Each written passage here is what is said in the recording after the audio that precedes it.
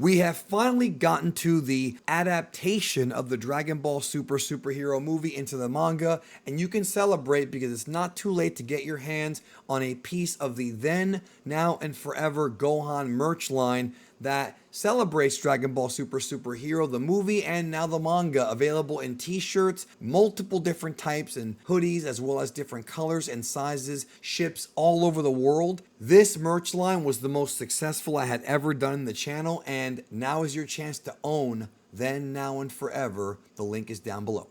The Dragon Ball Super superhero prequel story has come to an end with chapter 90 of the manga. Next month, chapter 91 begins the manga retelling of the events of the Dragon Ball Super superhero movie, probably with some extra scenes and probably more context, but I cannot confirm that. However, the question is, did they wrap up this little 3-month mini arc good? Was it bad? What were my thoughts overall on chapter 90? Well, I'm not really sure how to answer that question with one word. And that's why I did this whole review on it, because it's not that simple. The truth is, there are things about this arc and this chapter that were fun and different, and certainly a change of pace from the Goku and Vegeta-centric granola arc that preceded it. However, ultimately the big problem with this is that this arc is inconsequential to the events of Dragon Ball Super superhero and to what happens after. Granted, yes, it was cool seeing Goten and Trunks in high school. It's cool seeing some of our characters that we haven't seen in a while, like Pilaf and Mai, and some new characters, and Dr. Hedo's sort of early prototype creations, but ultimately it was never really necessary. Yes, a lot of fans loved it, and I'm not saying that you're wrong for liking it whatsoever, and I'm not saying you're wrong for hating it either. But the truth is that if this had never happened, and if they had just jumped to retelling the superhero movie, I don't think it would have really been that big of a difference. They gave a bit more shine to Trunks, who really was the main character of this story, and they showed us what led to the events of Dr. Hedo being arrested. Ultimately, those were the two major points that this manga mini arc, or mini portion of this Dragon Ball Super superhero story, were meant to accomplish. But that does beg the question, are we going to see these characters again? Like, are we going to see all the schoolmates and everyone who was introduced? They weren't really major characters, but I saw a lot of folks happy that they had new people there for various different reasons. Are we going to see them again? Or is this just a one-time thing? I guess time will tell. So early in the chapter, the main story is that Dr. Hedo is not done, and neither are the beta models, because we have beta number 7 make an appearance and battle it out with Saiyan Man X2. I'll go back to beta 7 in a minute, but I want to quickly discuss the first few pages. I like how they showed a reference to the movie, the Dragon Ball Super superhero film, because we see the prototype zombie Frankensteinish androids working at the convenience store, and we saw a small snippet of that in the movie. I do like how Toyotaro is tying it in, and it gives us a bit more context as to what would lead to the eventual arrest of Dr. Hedo at the end of the chapter. But I digress. When it comes to Beta 7, there's two things I really like about this that hardcore Toriyama fans will understand. Some of the newer Dragon Ball fans might not get it, but Toriyama loves his dick and fart jokes, along with pervy humor. And, you know, he's been doing this since before he even did Dragon Ball. And I like how Toyotaro paid reference to it, not just by having a character, Beta 7, that looks like something right out of a Toriyama gag or comedic manga, but also he included the fart joke in there as well. It wasn't much, but seeing those little references, I'm cool with them. And of course, Saiyan Man X2 made quick work of Beta 7.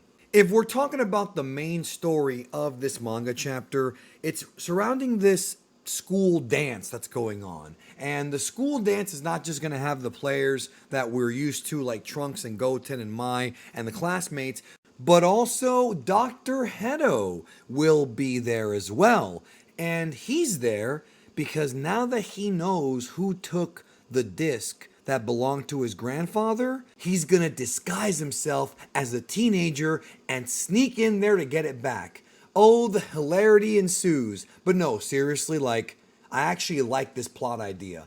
But I do feel like maybe it would work better in an anime setting. I don't know. For the manga, maybe it's just not connecting because it's a manga, and with an anime, you could have more visual storytelling and more sight gags and sound gags. I'm not really sure, but I feel like this particular story would work better as like an episode of the anime and not in a manga. Again, not really a big criticism, but just maybe a preference. I may change my mind on this, but for me, anytime that a villain has to like pretend to be a kid or something, or pretend to be something they're not to sneak into somewhere, especially a comedy villain like Hedo, I'm usually open minded because it'll probably be at least funny. Hedo, of course, has like a spy bee that he uses to listen to conversations, which is like an early model of what Hachimaru would become, named Tentamadu.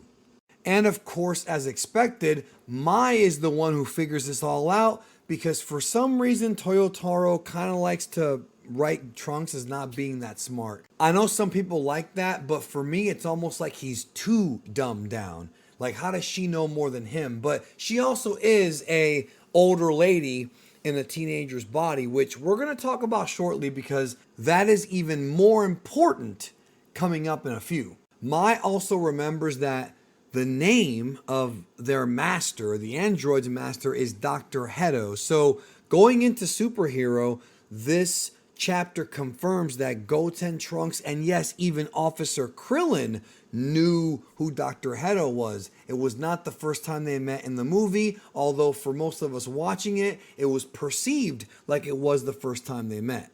There's a few pages here that I feel are kind of, it felt like filler to me. And the next really important thing is the enchantment under the sea dance, or whatever it is, on this chapter where Mai shows up wearing like battle armor, and they sort of tease this love triangle, but they never really went there with it. Maybe they'll come back to it in the future, who knows? And speaking of knowing stuff, Mai also knows what Dr. Hedo looks like. So one of the things I do like about this chapter is that they actually gave Mai something interesting to do, and that is to help out Goten when it comes to all this. Meanwhile, Trunks at one point is standing right next to Dr. Hedo, having a conversation with him, not even knowing what his true intentions are, and that he's not on their side, and that he's the one who's been creating all these androids for the past 2 chapters.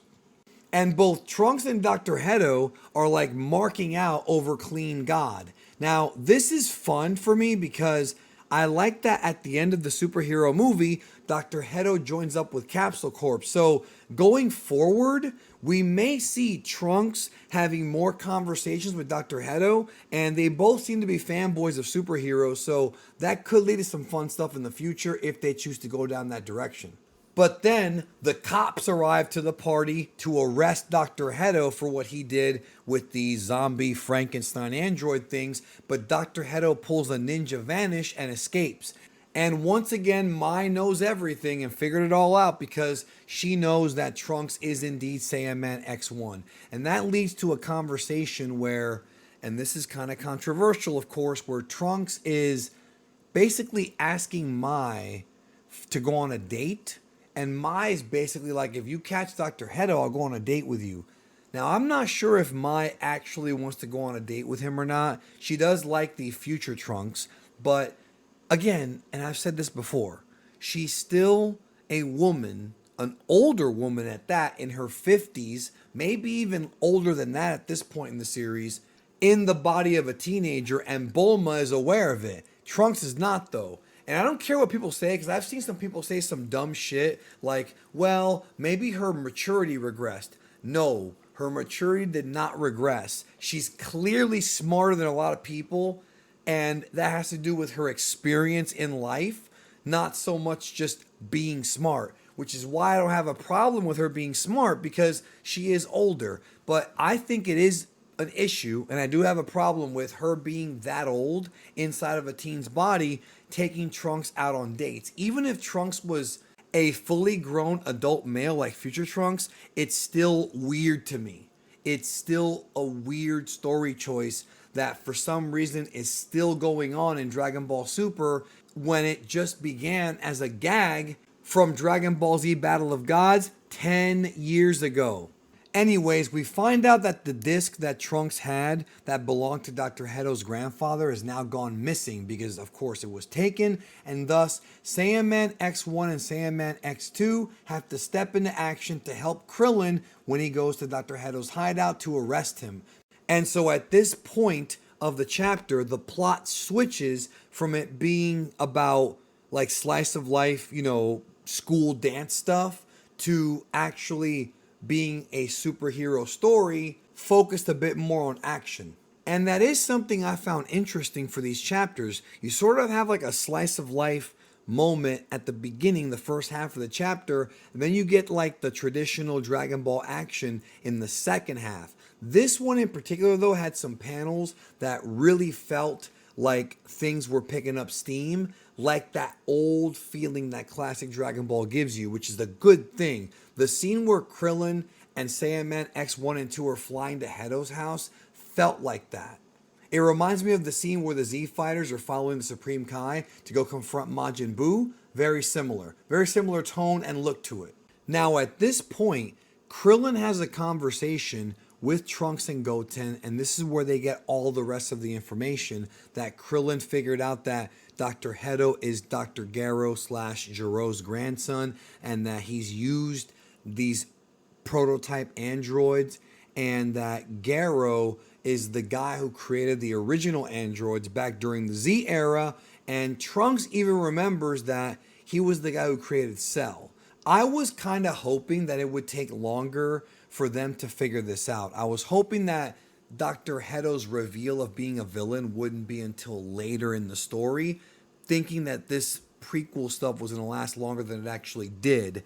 I felt like they could have paced it out more to where the reveal would have mattered more, but because we already know that as an audience, I don't really mind that they just had Krillin info dump it. Is it a bit lazy? Maybe, but you have to also remember that Toyotaro is working for Toriyama and Shueisha. He works with other people, including Toriyama, but Shueisha may have told him wrap it up in this chapter. They're the real bosses here. We might never know, but it did feel like they sort of sped through this a bit quicker than expected. They even discussed the Red Ribbon Army and the past battles with them going all the way back to original Dragon Ball. And somehow Krillin knows that they've already been revived. And this is weird because based on the context of Dragon Ball Superhero, I thought that nobody had any clue that the army had been revived until Piccolo saw the emblem on Gamma's arm and then snuck into the base. I thought it was a big secret from everyone, but apparently Krillin already knew this ahead of time, why he didn't go in there and arrest Magenta and the other members, why he didn't tell the Z Fighters or get backup or bring other fighters with him to go shut them down.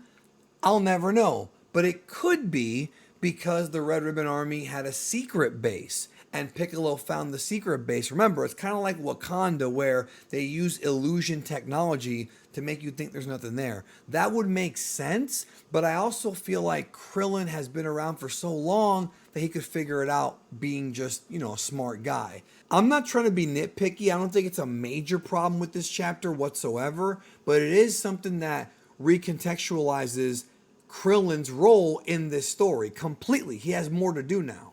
Trunks and Goten are of course excited because now they finally get to be real superheroes and face off against a real villain, which is cool for the characters without question, but they were also heroes in Dragon Ball Z when they battled Majin Buu. They didn't kill him, but they definitely tried. But I guess now it's much more heroic to shut down an evil empire than to shut down some demonic pink entity. I mean, that's up to you to decide, but perhaps this time they feel more confident because Dr. Hedo's androids aren't really that tough. That's a guess on my part. But nevertheless, the action continues in Dr. Hedo's hideout / laboratory, where many of the prototype androids are still there and they're waiting for our heroes. But the big one is an incomplete android known as Artificial Dinosaur Number 1. Now, in the Japanese Dragon Ball manga and anime, the androids are referred to as Jinzo Ningen, which translates to artificial human, although they may not be fully artificial. With this Artificial Dinosaur Number 1, it's sort of a play on that.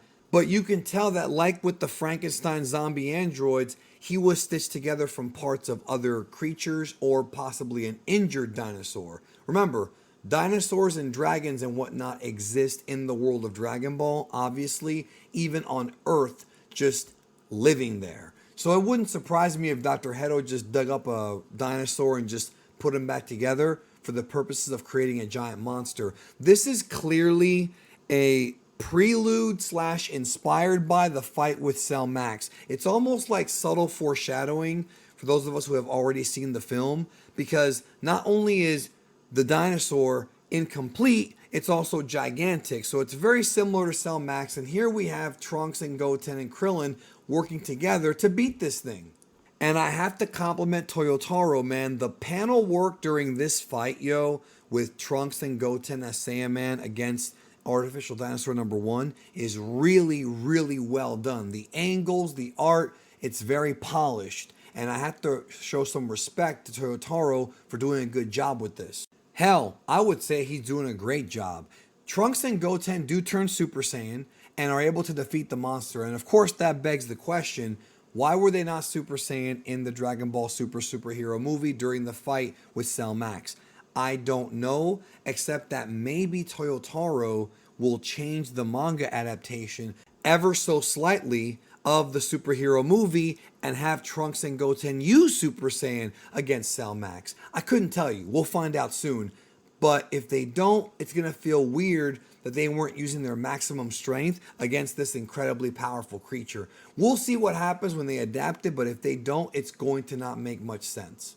I feel like many of us assumed that Trunks and Goten either forgot how to go Super Saiyan or just were unpolished fighters. But because this happened so close to the story of the movie, I find it hard to believe that they just forgot. How do you forget to do something like that? You know what I mean? It's a weird choice. But again, we'll see when we get there.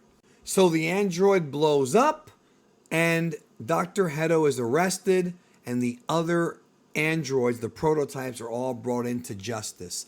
We also find out that they're trying to find the disc that had the Dr. Garo plans for Cell, but instead there's an autographed picture of Clean God there with Dr. Hedo. So the disc is not in the cop's possession. I thought that was a nice touch. And thus our story comes to a close with Dr. Hedo being sentenced to prison, and he releases Hachimaru onto the world to be a spy robot for him, and that brings this prequel to an end as we get to the events adapted from the story told in Dragon Ball Super Superhero starting next month. Of the 3 chapters that were in this prequel saga, this mini prequel saga, this was definitely my favorite. I'm happy that this arc is coming to an end, or at least the prequel stuff, because it was kind of going long in the tooth and it did sort of feel unnecessary from the very beginning. Now we're getting to the actual superhero content, which means we may see Gohan Beast and Broly and all these cool things that were in the movie. I like that we had Goten and Trunks take the lead for a few chapters, but if I'm being honest, it was not all that interesting. Fun, maybe a little bit, but it's not even necessary material to read going into the superhero movie. Now we're going to get the actual story, and thus I'm glad it's over, but this is still my favorite chapter of the prequel arc. Take care of yourself and have a great day.